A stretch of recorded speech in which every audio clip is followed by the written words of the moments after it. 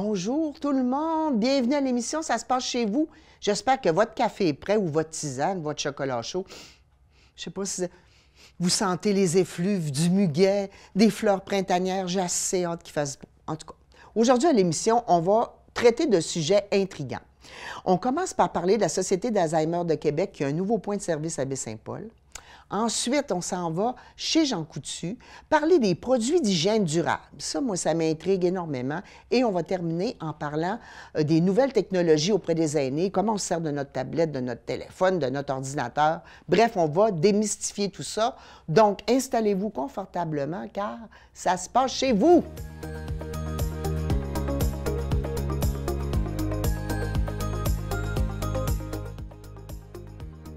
Nous recevons Mme Élisabeth Caron et M. Jérôme Godreau de la Société d'Alzheimer de Québec. Bienvenue. Merci, bonjour. À l'émission Ça se passe chez vous. Là, on va en savoir plus. Comment ça se passe chez les gens?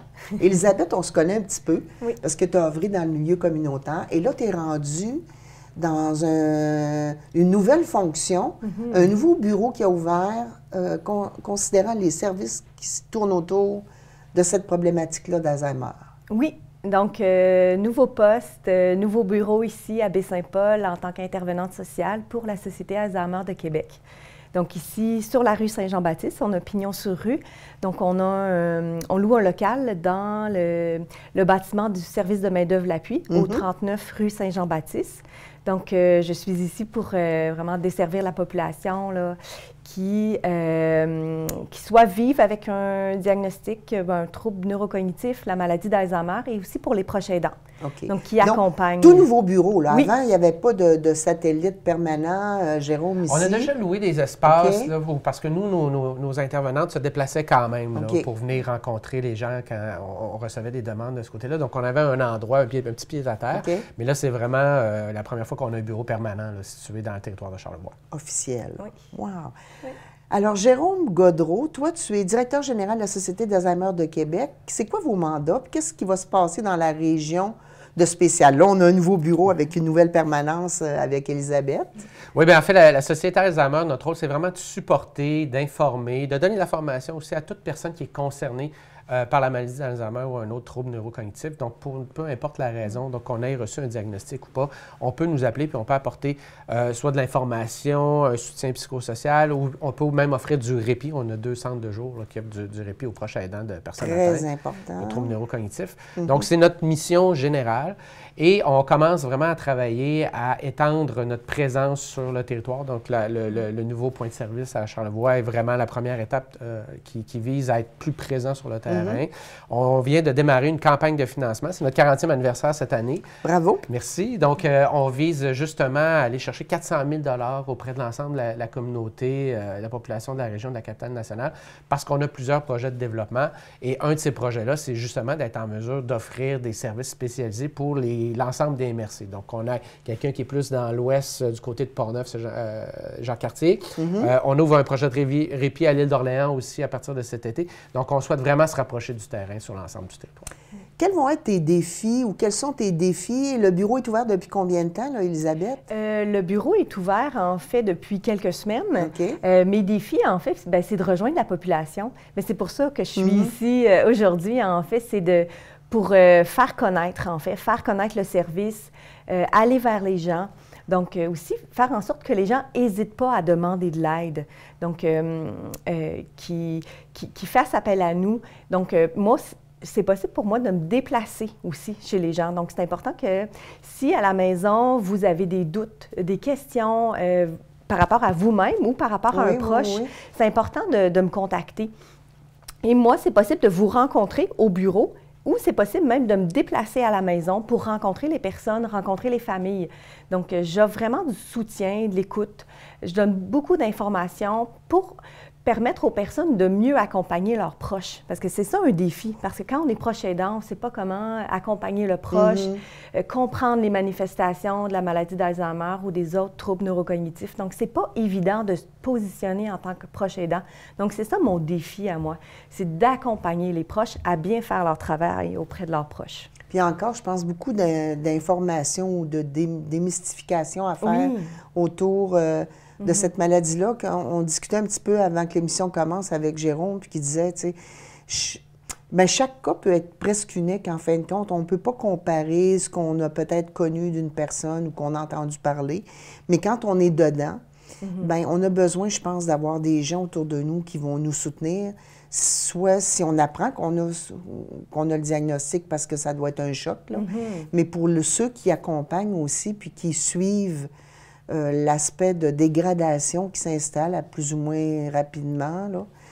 J'imagine que les gens ont vraiment besoin d'avoir des personnes qui vont les guider puis les envoyer aux bons endroits aussi. Hein? Tout à fait. C'est vraiment mon rôle. Puis c'est pour ça que j'invite les gens à venir me voir, me parler de la réalité de la personne qui accompagne, parce que chaque réalité est complètement différente. Les manifestations, l'évolution est différente. Donc, en comprenant mieux ce qui se passe avec la personne, bien là, je peux plus donner des trucs, des conseils, des stratégies, puis aussi référer aux bonnes ressources. Donc, faire le lien avec la travailleuse sociale, référer aux différentes ressources communautaires qui existent dans Charlevoix pour offrir du répit à la personne, tant au niveau de, par exemple, référer vers des popotes roulantes, référer vers différentes ressources qui vont aider le proche aidant dans son rôle. OK.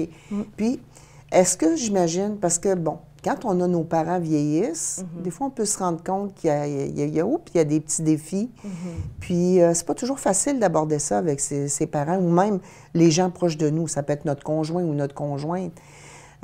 J'imagine que tu as beaucoup d'ouverture à recevoir la personne qui vient pour te dire, bien, il me semble que mon conjoint, je me rends compte qu'il y a des problématiques. Puis, tu sais, souvent, il y a beaucoup d'agressivité autour de cette maladie-là, soit parce que les gens vont refuser de se rendre compte. Fait que, qu'est-ce que tu peux faire pour les gens à la maison là, qui auraient des doutes, peut-être leur sœur, leur frère, leur conjoint, leur conjointe, leurs parents? C'est quoi la première chose à faire? Bien, la première chose à faire, bon, c'est de m'appeler, c'est de venir me voir, puis on va voir ensemble comment approcher la personne tout en douceur. Puis l'important, c'est de ne pas confronter la personne par rapport à ses pertes. Parce que là, la personne va se refermer. Parce qu'elle-même, elle est consciente qu'elle a des pertes, c'est évident. Donc, elle vit beaucoup de frustration, d'anxiété. Donc, c'est très... chaque situation est différente. Donc, c'est important d'en parler avec une intervenante, puis de ne pas rester seule à la maison. Parce que les gens, ils vont hésiter à aller chercher de l'aide, comme dans toute problématique. Ils vont vouloir s'en occuper à la maison tout seul, mais on ne peut pas faire ça tout seul, cet accompagnement-là. Il faut des professionnels autour de nous, en parler aux médecins. Puis moi, je peux aider aussi les gens à préparer la visite chez le médecin. Donc, notre aide est très... spécifique, adapté à la réalité de chaque personne. Si je peux me permettre d'ajouter quelque chose, souvent on est dans le jugement, qu'on commence à percevoir des symptômes de la maladie, qu'on ne sait pas nécessairement qu'il y a présence de cette maladie-là. Souvent, la personne atteinte peut avoir l'air d'être négligente et puis à partir de ce moment-là, bien, ça fait en sorte que on devient un peu plus méfiant de la situation, on ne comprend pas pourquoi la personne se laisse aller, alors que ça fait partie des symptômes de la maladie. Et à partir du moment où on comprend que ça fait partie de la maladie, bien là, notre regard change, puis on est dans une posture où on est beaucoup plus disponible pour aider la personne. Donc, c'est pour ça que c'est important d'aller chercher de l'information. Quand il se passe des phénomènes qu'on trouve un peu curieux, qui nous dérangent même à la limite, parce que ça peut effectivement être une manifestation de la maladie. Dis-moi, Jérôme, est-ce que vous donnez aussi un support au niveau de la compréhension de est-ce qu'il y a de la médication qui existe? Est-ce qu'il y a des choses que les gens peuvent faire ou prendre? Je sais que ma mère, elle a eu des patchs pendant un bout de temps, parce que ma mère, elle a eu son diagnostic. Bien, évidemment, on n'est pas des professionnels de la santé, on n'est pas des médecins, donc c'est généralement les médecins qui sont plus spécialistes de la médication. Mais oui, s'il y a des questions par rapport au traitement, on peut être en mesure de donner certaines réponses. Il n'y a pas encore, malheureusement, de traitement disponible qui permet de guérir, d'intervenir pour changer le cours de la maladie. Maintenant, ce qu'on offre présentement, c'est surtout des médicaments qui vont réduire les symptômes. Donc, si la personne a des pertes de mémoire, de la difficulté à s'orienter, il existe des médicaments qui peuvent stimuler certaines zones du cerveau et faire en sorte que la détérioration va être un peu plus lente. Là, par contre, on a un grand espoir parce que présentement, il y a des médicaments qui ont été homologués dans certains pays en Europe, aux États-Unis, qui présentement sont à l'étude au Canada et qui, pour la première fois, permettent de ralentir la progression et qui s'attaquent aux causes de la maladie, non pas aux symptômes. Et on est au tout début de ça. Donc, dans une perspective de dizaine, quinzaine d'années, on pense qu'on pourrait avoir des percées quand même très intéressantes. Parce que c'est sûr que des fois, c'est peut-être difficile Parce que, mettons que je repense à ma grand-mère, à moi, bon, puis tu sais, les gens disaient, bon, ben c'est normal, t'es vieux, tu perds la mémoire un peu. Mais c'est quand même une maladie qui est en progression, là. Oui, bien, c'est normal de perdre des facultés en vieillissant. Maintenant, quand on constate que la personne est complètement perdue, quand la personne oublie des choses qu'elle se désorganise, là, il faut aller investiguer parce que c'est des indices qui sont quand même assez inquiétant. Mais oui, il y a une grande... le nombre de personnes diagnostiquées augmente de manière très rapide présentement. D'une part parce que l'âge est un des principaux facteurs, un des principaux facteurs de risque de la maladie. Donc, ce qui fait en sorte que de plus en plus de personnes qui reçoivent un diagnostic, on est meilleur aussi pour diagnostiquer. Présentement, là, on estime que d'ici 2050, le nombre de personnes atteintes d'un trouble neurocognitif va doubler au Québec et au Canada. Donc, ça va créer une immense pression sur le réseau de la santé parce que ces gens-là ont besoin de services. Et toutes les stratégies qu'on peut mettre en place pour ralentir la progression vont avoir un impact. Et nous, notre rôle, justement, on peut aider à faire en sorte qu'on contribue, par exemple, en offrant des services de stimulation, en offrant du répit, tout ce qui va permettre aux gens de rester le plus longtemps possible à la maison, bien, va réduire la pression qu'il pourrait y avoir sur le réseau. Oui, il y a encore bien du travail à faire. Donc, Elisabeth, je suis sûre que tu ne chômeras pas dans les prochaines semaines, les prochaines années. Qu'est-ce qu'il y a de spécifique là, avec le nouveau point de service à Baie-Saint-Paul? Est-ce que tu as des projets dans les prochains mois, prochaines années? Actuellement, en fait, j'offre du soutien davantage individuel aux proches, aux familles. Et je suis en préparation, en fait, à une programmation cet automne, là, donc éventuellement faire plus des interventions de groupe, là, des groupes de soutien. Donc, c'est tout en travail. Tu es en train de mettre ça en place. Tout à fait. Donc, faire des liens avec les partenaires du milieu pour bien faire connaître, pour assurer un référencement et tranquillement mettre en place une programmation pour cet automne. Écoutez, merci M. Jérôme. Merci Elisabeth d'être venue, Société d'Alzheimer de Québec. Donc, on a maintenant un point de service à Baie-Saint-Paul sur la rue Saint-Jean-Baptiste dans les locaux du service de main-d'œuvre à l'appui. Oui. C'est bien ça? Oui, oui, oui.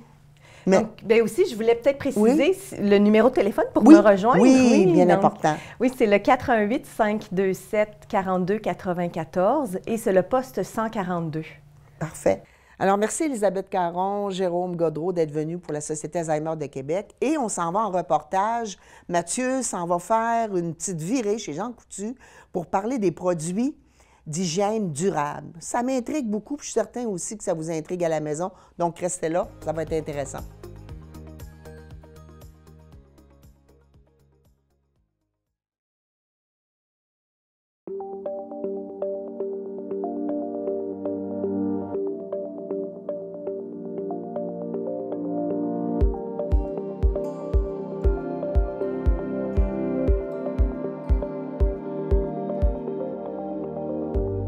Bonjour Marilyn. Bonjour Mathieu. Aujourd'hui, on se trouve à la pharmacie Jean Coutu de Baie-Saint-Paul parce qu'on vient parler d'un programme de subvention de la MRC de Charlevoix. Parle-moi un peu plus, en quoi consiste ce programme-là? Oui, donc à la gestion des matières résiduelles, on subventionne les produits d'hygiène durable, donc tout ce qui est couches lavables, produits d'hygiène féminine réutilisables, puis les couches d'incontinence pour adultes. Ça vise à quoi ce programme-là, de façon générale? Donc, ça vise vraiment à aider les gens à payer quelque chose qui va être réutilisable. Donc, finalement, réduire à la source les déchets. Donc, on sait qu'il y a beaucoup de ces produits-là qui sont jetables puis qui vont se retrouver au site d'enfouissement. Donc, on préfère aider à la source les gens à pouvoir acheter des choses qui sont un peu plus chères, mais qui vont durer plus longtemps.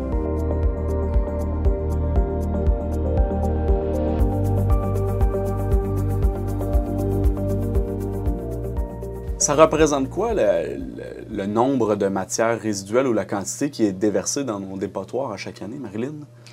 Donc, au fond, une femme utilise en moyenne 250 produits d'hygiène jetables par année. Donc, environ 2,5 kilos qui est envoyé au site d'enfouissement. Ça, pour l'ensemble du Québec, ça représente environ 2700 tonnes par année.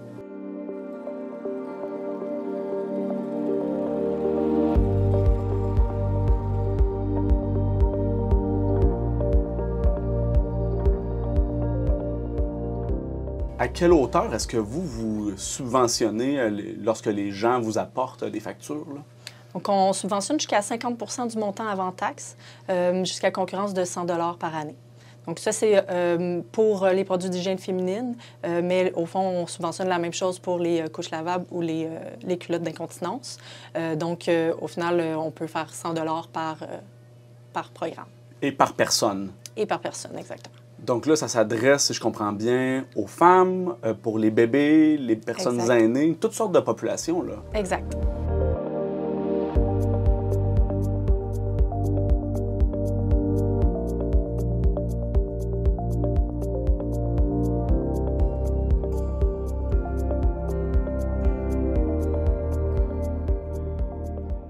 Parle-moi un peu de ces produits-là. Tu veux nous en présenter quelques-uns ce matin, là, qu'on pourrait présenter à la population? Oui, donc on a de la chance d'avoir plusieurs produits qui sont faits au Québec ou au Canada. Donc, ici, on a des culottes menstruelles. Donc, ces produits-là peuvent durer jusqu'à 2 ans approximativement. Donc, ça permet vraiment de sauver sur beaucoup de produits. Puis ensuite, il y a des serviettes sanitaires qui sont réutilisables.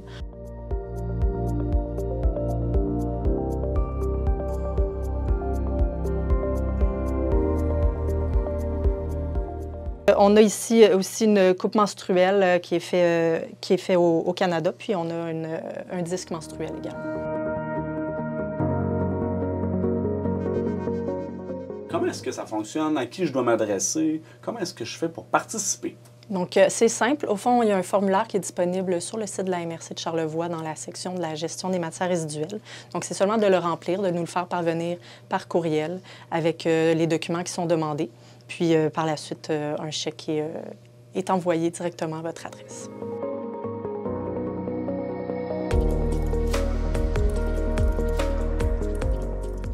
Vous me parliez un peu plus tôt là, que ça permet aussi de lutter contre certaines inégalités. Exact. Donc, c'est sûr qu'au niveau des produits d'hygiène féminin, on se rend compte que les femmes vont payer jusqu'à 6 000 $ dans leur vie de plus pour pouvoir seulement vivre leur quotidien. Donc, en encourageant à acheter des choses qui sont durables comme ça. Donc, on paye déjà une partie des produits. Donc, on va un peu pallier à cette inégalité-là.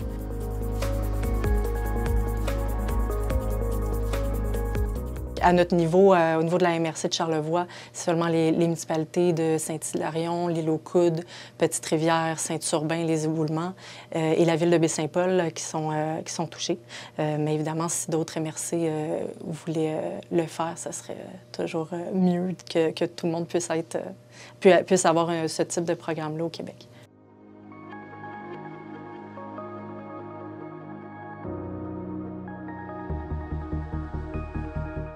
Merci beaucoup, Marilyn, d'avoir fait le point sur ce programme-là ce matin avec nous. Ça me fait plaisir.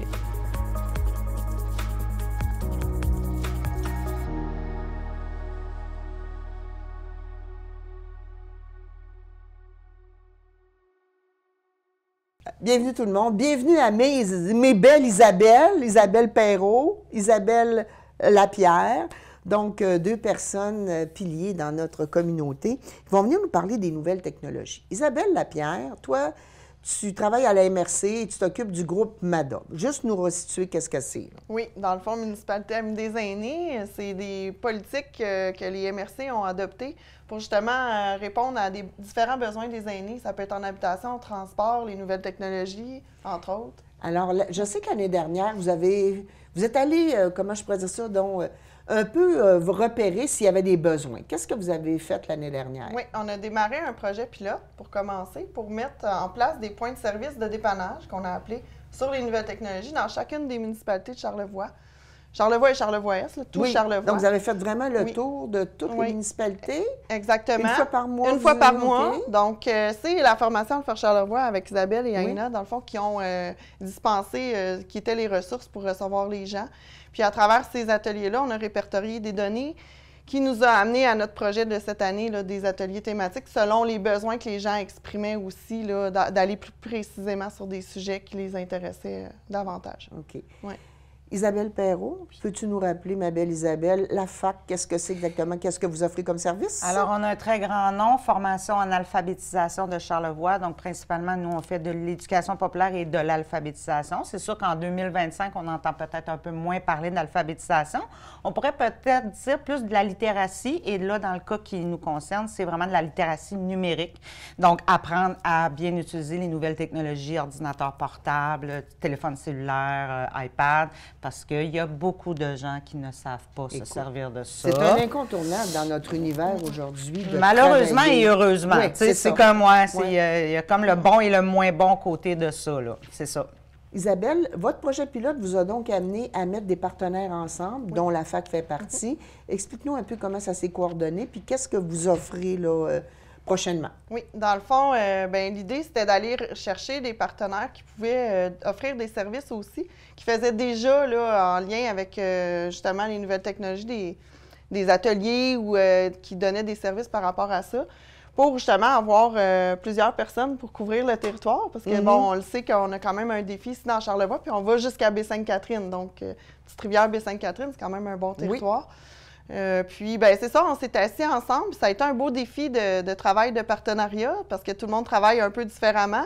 Puis, éventuellement, on a trouvé un filon pour travailler ensemble, surtout avec les besoins des aînés qui sont ressortis. Puis, on a décidé, dans le fond, de mettre au jour là, le projet qui est présentement, là, ce printemps. C'était d'offrir des ateliers thématiques sur les fraudes et la navigation Internet sécuritaire partout dans Charlevoix sur une période du printemps. Donc, on a eu 15 ateliers. Là, il en reste, je pense qu'il en reste 7 ou 8 encore de disponibles. Là.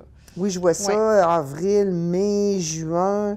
Donc, vous avez vraiment été aux éboulements à la Malbaie, à l'île aux Coudes, à Baie-Saint-Paul, à Notre-Dame-des-Monts, Saint-Urbain, Saint-Siméon. Vous avez vraiment couvert différentes choses.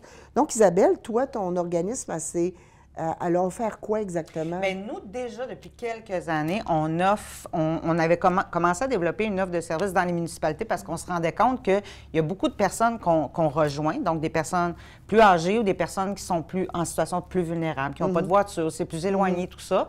Donc, on avait commencé à se déplacer dans les municipalités pour offrir justement ces services-là. Puis à un moment donné, on s'est rencontrés et on a dit « Hey! » On voit qu'il y a de plus en plus de besoins, mais nous, on est une très petite équipe. Nous ne sommes que 2 à couvrir tout Charlevoix au complet. Donc, malgré toute la bonne volonté du monde qu'on a, on ne peut pas tout faire tout seul. Fait qu'en s'associant avec la MRC dans les projets MADA, bien là, ça donne encore plus d'ouverture, ça donne encore plus de possibilités. Et là, on est capable aussi d'aller chercher d'autres partenaires parce qu'on n'est pas des magiciens non plus. Il y a des choses où on a moins de compétences, où ce n'est pas dans notre mission du tout. Donc, puis il y a plein d'autres organismes dans la région de Charlevoix qui ont des talents et des compétences. Donc là, on se dit, écoute, dans telle place, il y aurait tel besoin. On remonte ça. La MRC fait, bien OK, on va aller chercher tel. Fait que le but de tout ça, c'est comme le petit noyau qui est parti puis qui a fait des petits. Les pommes ont tombé, ça a fait des petits. Puis là, on va chercher d'autres personnes. Puis les gens, quand on va les voir ou qui viennent nous voir pour un besoin spécifique, des fois, ils vont nous se confier. Ils vont nous dire, ben là, moi, j'ai des problèmes avec telle chose. Bon, nous, c'est pas notre rôle. Cependant, on aurait peut-être Desjardins qui pourraient vous aider, un autre partenaire, Banque nationale ou peu importe, puis que là, tout ça peut se greffer ensemble, puis c'est ce qui fait un beau réseau de services pour la population, là. On va le dire, là, le mot, là, je vais le dire moi-même, là, parce qu'on sait qu'il y a beaucoup de choses qu'on entend parler, les fameuses affaires de fraude. Oui. Hein? On reçoit un courriel qui nous dit, là, votre compte a été gna-gna, puis bon... on voit encore plein d'émissions à la télévision. J'imagine qu'un de vos thèmes principaux que vous offrez d'aide puis d'accompagnement auprès des personnes concerne ce problème-là? Bien, il y a plusieurs. Bien, la fraude, ça couvre plusieurs choses. Hein? Il y a la fraude monétaire. Donc, les institutions financières ont leur propre programme de prévention de la fraude avec leurs propres institutions. Il y a la Sûreté du Québec aussi qui vient donner des ateliers sur la fraude. Tu sais, pour éviter une fraude, il faut partir de l'éducation. Donc, comment reconnaître un bon courriel, comment reconnaître un bon site Internet, Fait qu'on commence par la base. Fait que dès que, comme nous, quand on va faire un enseignement sur la navigation Internet sécuritaire, bien, on va commencer tout simplement en disant, mais c'est quoi un site Internet sécuritaire? Comment est-ce qu'on peut faire pour le reconnaître? Éduquer les gens et leur apprendre aussi à... Je leur dis souvent ça, moi. Prenez ça relax. Si vous trouvez que ça n'a pas de sens, Probablement Vous êtes des personnes ça ne l'a pas. intelligentes. Oui, c'est c'est ça. pas parce que... Puis il y a des fois, il y a des gens, je fais une petite parenthèse, il y a des gens qui sont très âgés, puis je leur dis, hey, vous avez vu l'électricité arriver, les moteurs arriver. C'est pas une petite machine comme ça qui va vous impressionner. Quand on apprend puis qu'on sait comment s'en servir, on devient beaucoup plus... on est plus prudent aussi, on est plus alerte, puis on sait s'en servir de façon plus adéquate, puis poser les bonnes questions. Là, suite à ça, bien là, quand cette première démarche-là est faite, là, c'est là qu'il y a d'autres partenaires qui peuvent embarquer. Puis là, les personnes, bien, ils se sentent un petit peu plus en sécurité aussi, parce qu'il faut dire que les médias en mettent beaucoup aussi, là. Hein? Faut quand même faire une part des choses, là. C'est pas parce qu'on reçoit un téléphone qu'automatiquement on va être fraudé, là. Faut quand même faire la part des choses là-dedans, là. Donc, si je comprends bien, c'est pas une bonne raison à la maison de dire « Ah, je suis trop vieille, je suis trop vieux, puis je serai pas capable. » Tout le monde peut améliorer ses connaissances sur une tablette ou un ordinateur. Oui, effectivement, tout le monde peut le faire.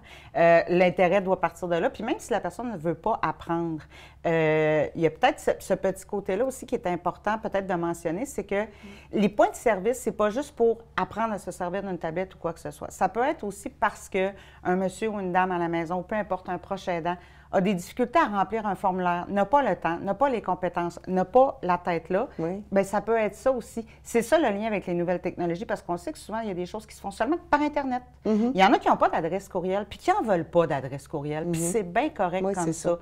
Mais ça leur en prend un pour envoyer un formulaire ou quelque chose. Ils font, bien, qu'est-ce que je fais? Je demande à mon ami, puis là, bien, nous, on offre ce service-là à la FAC dans les municipalités aussi. Donc, la personne peut venir nous voir, on peut l'aider à compléter un formulaire, on peut l'envoyer via une adresse courriel, on peut aussi s'assurer de le recevoir en toute confidentialité.